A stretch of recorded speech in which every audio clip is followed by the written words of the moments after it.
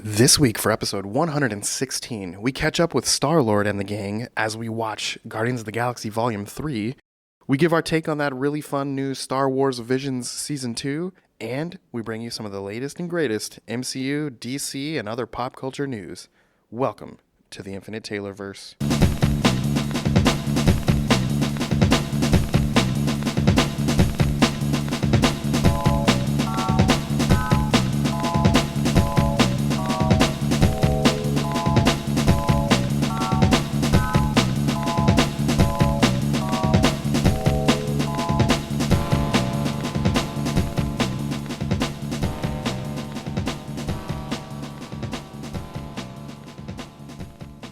Warning. Red alert. Ay, ay, ay, ay, ay! Danger, Will Robinson. Danger. That's the emergency alert. This episode is full of spoilers for some of the latest and greatest nerdy movies and shows. Spoilers. Listener discretion is advised. What's up, everybody? Welcome to the Infinite Taylorverse podcast. I'm Billy Taylor. And I'm Taylor Roxner. And this week on episode 116, we are going to talk to you guys about our thoughts from that really, maybe fun's the wrong word, but that really, I don't know, that entertaining Guardians of the Galaxy Volume 3, as well as some of the new Star Wars things like Star Wars Visions, and then just a little bit of the news. But before we jump into it, Taylor, what have you been nerding out about this week, man? This week I've started this anime that has it's three OVAs and two movies. It's called Armitage 3. I've just started the first one and it was really good. I finished it. I'm excited to see the second one. That's awesome. For me, my nerding out is in the comic books, they just wrapped up Teenage Mutant Ninja Turtles and Mighty Morphin Power Rangers Part 2, or Volume 2, or however you want to do it. They just wrapped up the final issue of that, and it was really good. And I'm just excited to see where they keep going with this storyline. And it's, for anyone that hasn't read it, if you've read the Boom Studios Mighty Morphin Power Rangers books, those are amazing. But this is separate from that. It's separate but has a similar feel. And just throwing in the turtles and getting to see the turtles morph. And in this Volume 2, we got to see the Rangers mutate into versions of their Zord animals. And it's just really cool. And it's been a fun read. And they just had the latest finale, I guess, before Volume 3 comes out next year. And it's been really good. It is really cool. Do they make figures of the Rangers as their animal forms yet? You know, that just happened last month, so they haven't yet that I'm aware of, but I know they're going to. That would be crazy not to do that, because think of the fans on both parts, Ninja Turtles and Power Rangers. Those fans would go nuts buying those things. Well, yeah, also, didn't they just release those Funkos that are Power Rangers and Turtles? Yeah, that's a big wave of those from last year, where the Turtles morphed into Ranger suits, and I guarantee before this year's up, we're going to get Rangers mutated into Dino characters. Cool. Yeah, it's going to be awesome. And as a little bonus nerding out, as of us recording this, we are just 2 days away from Legend of Zelda Tears of the Kingdom coming out. So by the time you're listening, it's probably been out already, and I've played a day's worth of it, and the trailer's so good, and I'm so excited. This is the only video game franchise that I live for. So the fact that it's finally here, I'm just so excited to play it. Yeah, I went to the movies yesterday and they played a trailer for it and it kind of blew me away. I'm excited to. I didn't even play Breath of the Wild because I just haven't had a copy of it. So I'm excited to play both of them. Yeah, I'll have to loan you it. It's super fun. But hey, let's just kind of get going. You just mentioned you went to the movies. We both in the past week had the chance to see Guardians of the Galaxy Volume 3. And overall, I thought it was funny, it was heartwarming, it was sad, it hit all the right notes, and it might be one of the best Marvel movies, in my opinion, that we've had in quite some time. Like, what were you thinking about it? I felt like it was by far the best movie of this phase, but there's only been two movies of this phase really so far, correct? That's true. But maybe if we count this phase and last phase as one. Yeah, if we count this phase and the last phase, it's definitely in the top three. I agree. I mean, you can't really, the Spider-Man movie with all the Spider-Man, Doctor Strange, Multiverse of Madness. I mean, there were really good stuff in there. I think we're just remembering the stuff that, didn't work so well. But yeah, I'm blown away by it. It was incredible. Yeah. And it's funny, I always go back to this saying, Marvel's kind of like pizza. Even the bad ones, it's still pizza. I find a way to enjoy it no matter what. But this was Yeah, like some exactly. high quality pizza. hmm Yeah, it was way better than it had any business being, considering it's a third movie of the franchise. Yep. But anyway, I loved all of the different things we got out of it. We got to see Adam Warlock in person, finally. That was kind of cool. We talked about this a little bit, and we felt like he seemed a little underutilized, and I completely agree with that. At the end, spoiler alert, you guys know we spoil things. At the end, when it seems like Peter Quill is going to die, and then Adam Warlock comes in and saves him, I 100% did not see that coming. Like, I truly thought we were about to lose Star-Lord. yeah, I did too. And then there's Adam Warlock. And to me, that was my favorite Adam Warlock moment in the movie. But yeah, I feel like we could have got a little bit more of him, but otherwise the movie was so good. Yeah, and what they did give us is they did give us a new Guardians lineup, kind of, with him in it. Yes. At the end, the team separates a bit. Peter Quill decides to go back to Earth and maybe see if his grandpa's still alive. And Mantis and Drax all go off to do their own thing. So I think the only remaining team members are Rocket and Groot. Rocket and Groot. And Nebula, she's staying behind on Nowhere to kind of be in charge of Nowhere, right? hmm But yeah. Oh, that after credits scene with the new team. Groot looked so awesome as kind of that giant Groot, Yeah, he's like huge. And then they had Adam Warlock, and then they mentioned, and I looked to see if that name was in the credits. Was the girl with the white hair, the young girl, was that Moondragon? Only based on reading things and other people saying things, that's what I've been seeing. But just from my own eyes throughout the credits and stuff, I didn't catch that. So your guess is as good as mine. But I have been seeing other people say that. So it could be. What's interesting is in the comics, Moondragon is Drax's daughter. Okay. So because he's adopted all these kids at like the end of the movie, and obviously she was one of those kids, it is his daughter. Yeah. So I thought that was pretty interesting. Yeah. It was very, what's the word I'm looking for? Very gut-wrenching to see the things that Rocket and his little animal peers went through. That was so sad. Oh my goodness, yes. The High Evolutionary, that thing, the way they used him and everything like that, he was awesome as a villain. Oh, I mean, you really hated him by the end of it. yes. It was both horrifying and satisfying to see what Rocket did to him in that one scene when he was escaping to his face. Yeah. Yeah. Yeah. It was very, all the way around, didn't have any really complaints. I mean, the Adam Warlock thing, whatever, but it fit with the story. Yeah. They didn't have to add crazy stuff or whatnot. I don't know. I really have a hard time finding anything bad about this movie. Same here. And I loved, there was a lot of goofy throughout it, and I love how this movie can be goofy at times and it doesn't take away from the quality of the movie. Like the scene when they go to the animal planet and, we saw this in the trailer, but Drax throws the ball and the kid falls over. Yeah, Counter Earth. All those little things are just so funny. Yeah, I thought when they were going to go to Counter Earth that we might have gotten the Squadron Supreme, but because that's where they're from. That would have been awesome. But we didn't. We did get, however, Nathan Fillion in a really funny cop outfit. Yes. It's a suit, right? I think so. So a bio suit, just like that whole planet was a bio creation. Yeah. I also noticed, for fans of the show Castle out there, one of the Ravagers was the actress that plays Nathan Fillion's daughter in Castle. She was the Ravager with the short red hair. Oh, I didn't know that. That was kind of cool. I love how James Gunn hires his friends, man. Oh, yeah. And his family. Yep. There was a couple interesting things that I read online on social media. Someone asked James Gunn, hey, that scene when Rocket's escaping and there's an eagle, was that a reference to Eagly? And I don't know if he was being tongue-in-cheek or as a matter of fact, but James Gunn comes back and goes, no, that actually was Eagly. so that was kind of funny. That is really funny, actually. And then also at the end of the movie, when Groot says, I love you guys, everyone's kind of like, what? He doesn't talk, blah, blah, blah. Well, James Gunn on social media said, oh, he still says, I am Groot. It's just that we decided that you watchers of these movies have been part of the family long enough that you can understand him now. And I was like, yeah, that's crazy. That's so cool. James Gunn, what a cool creative choice. I wonder if that means we'll be able to understand him in any other movies that he's in. Since he's just like primarily CGI character, I highly doubt we won't see him again. Oh, absolutely. Especially the I Am Groot thing. I'm sure they have it recorded down to every, you know what I mean? Every possible inflection, yeah. Yeah. Also, the movie ends with Peter going back to Earth and he sees his grandpa. And I don't know about you, but that got me some tears. Yeah, that hit me really good. And at the very, very, very end, the screen says Star-Lord will return.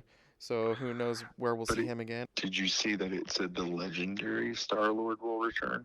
Oh, you're right. Do you think there's some semantics there? Well, like there was a series called The Legendary Star-Lord. So in the comics, it was I think it was supposed to be an ongoing, but it just wound up ending. But it might be about that storyline. Also, we might get a Star-Lord with Kitty Pryde now. Oh, yeah. Mutants are available. Yeah, and Kitty Pryde and Star-Lord got married. Or almost married. I don't remember. Yeah. As always, I'm just excited to see where they go with all this stuff. Yeah, exactly. But yeah, if you haven't seen Guardians yet, financially it's knocking it out of the park. So if that's any indicator to you, go see it. You have us telling you right now it's so good and it's totally worth seeing. Yeah, I went and saw it yesterday at like the 7:30 showing, and it was full. Yeah. And yesterday was what, Tuesday? Yes. I mean, that's crazy. Usually when I go to these things, because I go the week after, like right before we record, usually it's just like me and like maybe 3 other people in the whole theater. Yeah. So it was very interesting. I sat next to these 2 couples that I didn't know. It was by myself. It was really funny. I already have plans to go see it again with Emily. We didn't go together to see it. I saw it with our friend Kyle. Shout out to Kyle. Your and my schedules didn't quite line up to get to go together, but I also like seeing these things with my wife, and she likes watching these things, so I'm sure we'll have a plan to go see it again in the next week or 2. Oh, yeah, for sure. 100%. Same here. Well, hey, a little bit more MCU news before we switch gears. Have you seen all the talk? It sounds like we kind of know that Margot Robbie is going to be Sue Storm, but right now it's shifted from rumors to reportedly saying things that Adam Driver has accepted the Reed Richards role. What do you think about that? I think we'll see. Yeah. I think he could do it. I totally think that too. And I saw an interesting thing today. This was just major rumors, not reportedly, not any of that, but the Hamilton star, Daveed Diggs, is reportedly being eyed to play Ben Grimm, and I thought that was very interesting. The guy who's also in that band Clipping. Maybe? I know I've seen him in other things, but I can't think of the other things I've seen him in other than Hamilton. Has he been on Sesame Street as Mr. Elmo's World as Mr. He's like a stand-in for Mr. What's-His-Face. Mr. Noodle. Maybe, but I haven't watched Elmo's World in years. Yeah, that's him. Yeah. So far, that's a rumor, but hey, I like the guy. I think he could do it. Yeah, that'd be cool. I'm still a big fan of Michael Chiklis, or Right. the guy who played, what's his name, in Breaking Bad. Oh, yeah. The cop. I know who you're talking about, the brother-in-law. I cannot think of his name, but I know who you mean. But I thought he would be really good. I could also see, I think his name's John Benjamin, the guy who does the voice for Bob's Burgers. Bob. Oh, yeah. I always thought he would be good, too. I like it. But anyway. There was a little bit of Spider-Man Across the Spider-Verse news. And first of all, they have come out to say that there will be over 240 unique characters in this movie. And one of the glimpses into other universes, we're going to see the Lego Spider-Man universe, as well as an appearance from the animated Spectacular Spider-Man universe, among countless others. That's so exciting, the Spectacular Animated Universe. Yes. Oh, man, that show ended so bad. I wanted that show to... That's like one of those that I'll rewatch and I get sad every time it ends. Yep. I recently watched through that with my older kids, and I felt the same way. But yeah, we're around a month away from that movie, and I cannot wait. Yeah, me neither. I'm both happy and sad that it's going to have a part 2. Happy because it means there's going to be more. Sad because it means for at least a year there's going to be a cliffhanger. Yeah, that's very true. But we also have a lot of movies coming up this next month. Everything from Indiana Jones to Transformers. So we'll have a lot to talk about. Oh, yeah. And The Flash. Yeah, The Flash. That. Before we hop out of Marvel, it sounds like the whole Jonathan Majors fiasco might be coming to a head, and he might be facing jail time. And Marvel is considering recasting him completely. And we'll know all that by mid-June, because that's when the trial's going to be. from what I understood, the people that I get my information from, it's pretty much confirmed that he's not, that they're going to recast him. Yeah, which the way Marvel has dealt with the multiverse, not every version of a person looks the same. So I guess it Yeah, could work. they have an easy out, but also they've done this before with actors, so and we're about they to see know it what they're doing. Harrison Ford soon too. Yeah. So yeah, it makes sense. It's a bummer because I mean, obviously we don't know these people's personal lives, and everything we've seen so far, I liked the guy, but now it kind of comes out this stuff might be true, and that kind of sucks. This always sucks when someone you kind of like just from the surface level turns out not to be a good person. Yeah. And then finally, Secret Invasion. We're about a month away, June 21st. I cannot wait to see this either. I'm ready to see Samuel L. Jackson back as Nick Fury. Yeah, I want to see who's all fake, who's all Skrull, and who isn't. Yep. Well, over with DC, as we said, we've got The Flash next month, and the Flash TV series, there's only 3 episodes left. On last week's episode, the finale is kind of a 4-part finale, and last week was part 1, and it had a full circle moment where we see current Barry back in the past telling younger old Barry that he can't save his mom. But we saw him do that in this episode. So it was like a big full circle moment, and it was interesting to see that. And there's lots of time travel stuff going on and bad guys from the future. And it's just, I don't know. It's been really awesome. I love anything with time travel. I love superheroes. Put it together, boom, it's favorite. Yeah, I'm really excited to get there. And James Gunn, speaking of James Gunn, just said that in the Superman Legacy movie, a couple of things. We're going to be seeing Krypto the Superdog in live action form, so that's kind of cool. And also that one way or another, there will be an appearance of one or more Guardians of the Galaxy actors in this movie. And who knows what that'll mean. People have been coming out saying like, oh, no, it's not me, it's not me. But I feel like we could see Palm Klimtoff Mantis as Mercy, Lex's assistant. I could totally see that. Yeah, or Nebula. Yeah, Karen Gillan as Mercy. Just saying, I think that would be a pretty good pick too. Yeah, either one of those. It'll be speculation until we finally see it, but as much as I love Superman, I can't wait to see it. Yeah, I'm so pumped because his name's on it. Yep. Over on the Star Wars side of things, a little bit of news before we jump into talking about Visions. They came out saying that Andor Season 2, when we get to the last 3 episodes of that season, it will literally be the 3 days leading up to the Star Wars Rogue One movie. So it's going to be a major tie-in, if we didn't already realize that. And I'm just so excited to see it. That was one of the better Star Wars films, I thought. So I can't wait to see what that's going to look like.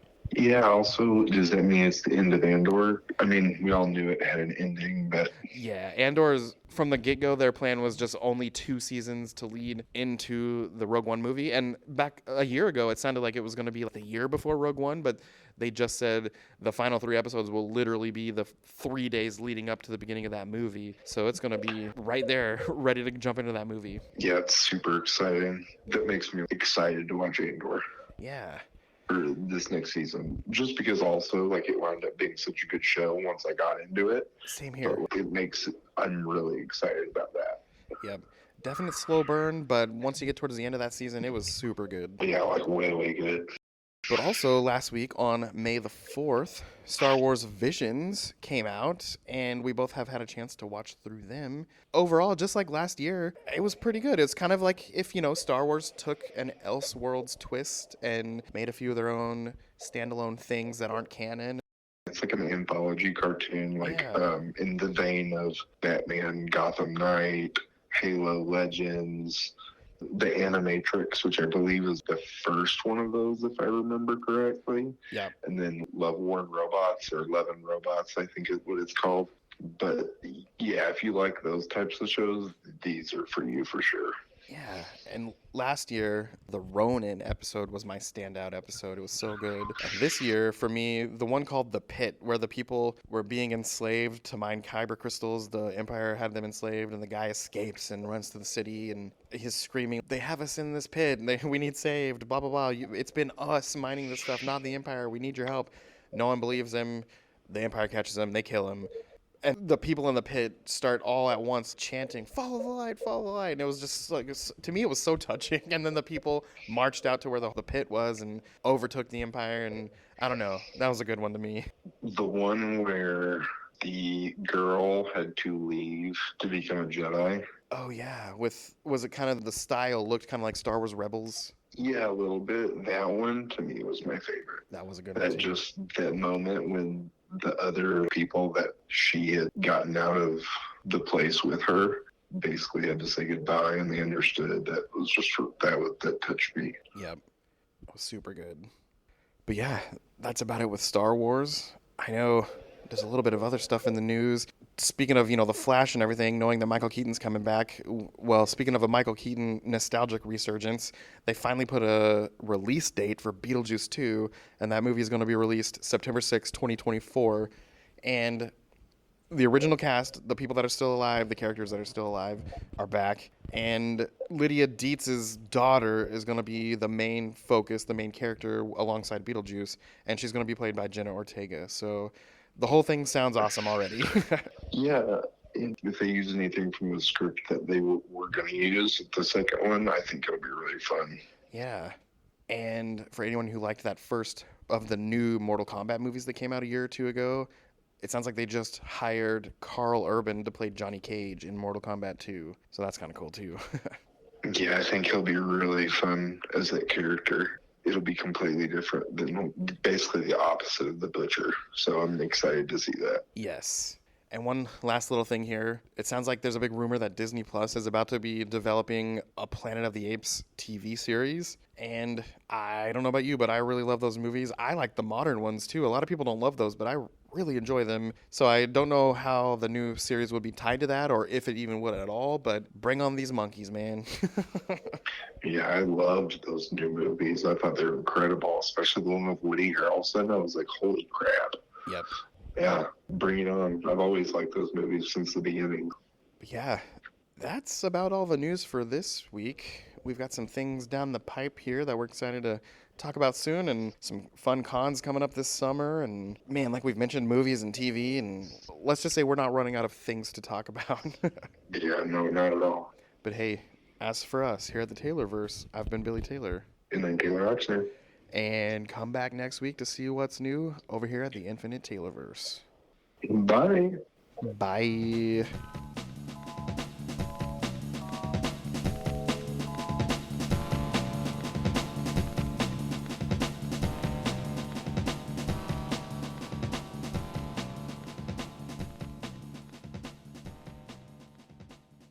This episode was brought to you by the Kincaid Arcade. For all of your arcade needs and video game fulfillment, go head on over to the Kincaid Arcade at the Oak Park Mall in Overland Park, Kansas. These guys have every imaginable classic game possible. They have arcades. They have every console you could think of. They have special tournaments all the time. They set up parties and events for all of your party needs. So head on over there once again to the Kincaid Arcade at the Oak Park Mall in Overland Park, Kansas. Go get a bracelet, go play free play the whole time, and have a blast.